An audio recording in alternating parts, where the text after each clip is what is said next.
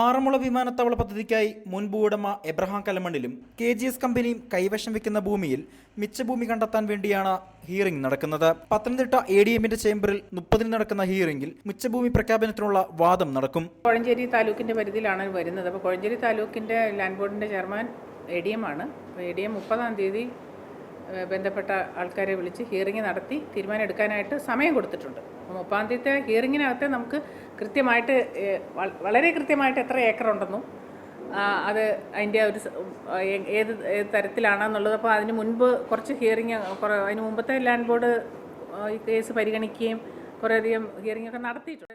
ആറന്മുള വിമാനത്താവളത്തിനായി കണ്ടെത്തിയ ഭൂമിയിൽ 232 ഏക്കർ മിച്ചഭൂമിയുണ്ടെന്ന് ആദ്യം കണ്ടെത്തിയിരുന്നു. KGSന്റെ കൈവശം 40-ലധികം ഏക്കർ മിച്ചഭൂമി ഉള്ളതായി കോഴഞ്ചേരി താലൂക്ക് ലാൻഡ് ബോർഡ് കണ്ടെത്തിയിരുന്നു. ADMന്റെ ചേംബറിൽ നടക്കുന്ന ഹിയറിംഗിൽ മുൻ ഭൂവുടമകളും റവന്യൂ ഉദ്യോഗസ്ഥരും പങ്കെടുക്കും. റിപ്പോർട്ടർ, പത്തനംതിട്ട.